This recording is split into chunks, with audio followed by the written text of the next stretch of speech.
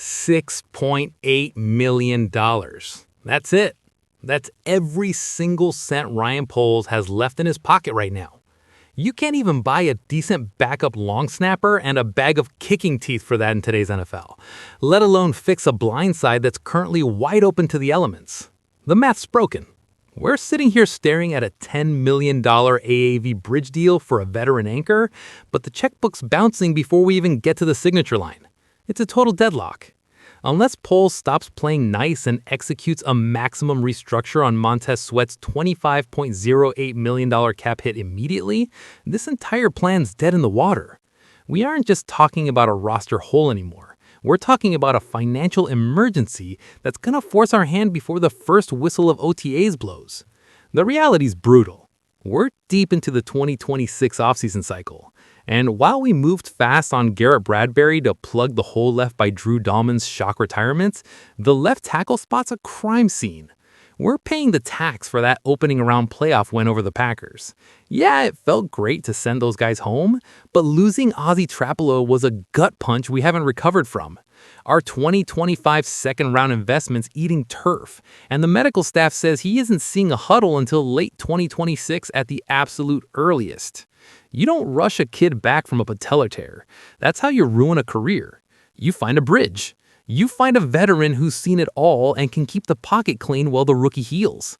I love winning playoff games as much as the next guy, but losing Ozzy Trapilo was a massive price to pay. The kid's got the traits, but a patellar tendon's no joke. You can't just tape that up and hope for the best. Poles just signed Jedrick Wills Jr. to a one-year prove-it deal, but let's be real. The guy sat out all of last year with a knee injury. You can't bet the health of your franchise QB on a reclamation project who hasn't seen live fire in 18 months. Poles has to be the adult in the room here. You don't gamble the future just to save a few bucks in March. You go get a pro's pro. If you agree that we can't afford to play Russian roulette with the blindside, hit that like button so I know I'm not the only one seeing this train wreck coming. The Lions did us a massive favor. They officially cut bait on Taylor Decker, and the timing couldn't be more perfect if we scripted it ourselves. We're talking about a 10-year veteran, a guy who spent his entire professional life in the trenches of the NFC North. He made the Pro Bowl in 2024. He's battle-tested, he's mean, and most importantly, he's available. Greg Auman over at Fox Sports already put the pieces together. The connection to Ben Johnson isn't just a nice-to-have, it's the entire reason this deal has to happen. Decker knows Johnson's playbook cold. He knows the protection calls, the rhythm of the offense, and exactly what the coordinator expects when the game's on the line. At 33 years old, he isn't the guy you're building a statue for, but he's the guy who ensures your quarterback doesn't end up on the IR next to Trapilo.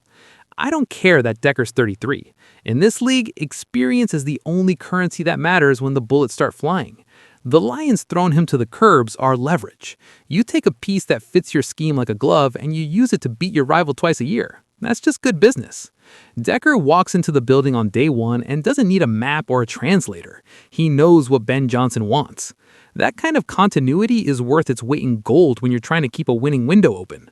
Let's talk about the tape, because I'm not going to sit here and tell you he's prime Anthony Munoz. The 2025 season showed some rust. PFF slapped him with a grade that ranked him 41st out of 89 tackles. He gave up 2 sacks, 3 hits, and 33 pressures over 551 pass-blocking snaps. It isn't elite, it's average.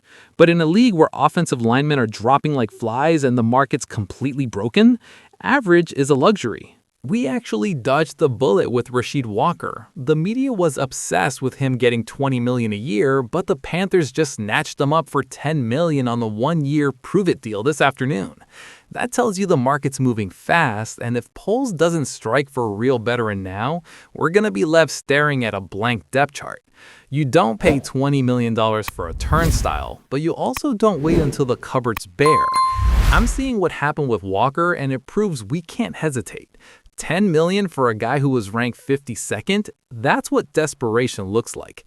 We already have our future in Trapilo, so we don't need a long-term mortgage. We need a bridge. Even with Jedrick Wills in the building, we're one tweaked hamstring away from disaster. Decker at $10 million a year is the only logical move on the board that actually upgrades the room instead of just filling a chair. The financial hurdle's real, though. Like I said, $6.8 million in top 51 space doesn't get this done. SpotTrack's projecting Decker's value at roughly 2 years for $21 million. That's about $10 million to $10.5 million a year. To make that fit, Montez Sweat's $25.08 million cap hit has to be restructured. It's the only way. You move that money around, create the breathing room, and you secure the left side of your line. Poles already played it safe by bringing back Braxton Jones on a 1-year, $10 million deal. He's played 46 games, he knows the locker room, but we all know his ceiling. He's a backup being forced into a premium role. You get what you pay for. You save money on the line, you pay for it in quarterback medical bills. You can't pinch pennies on the blind side. You just can't. We've got a defined winning window right now, and relying solely on Braxton Jones or a post-injury Jedrick Wills is a recipe for disaster. Pay the veteran, protect the rookie deal. Let Decker hold the fort for a year or two while Trapilo gets his body right. It keeps the cap sheet clean for 2027, and it keeps our franchise player off his back. It's the only move that makes sense if we're serious about winning a Lombardi. If you want the full picture of how this roster is being built from the ground up, you need to check out our full roster breakdown. It breaks down every move Poles is making or failing to make to get this team over the hump.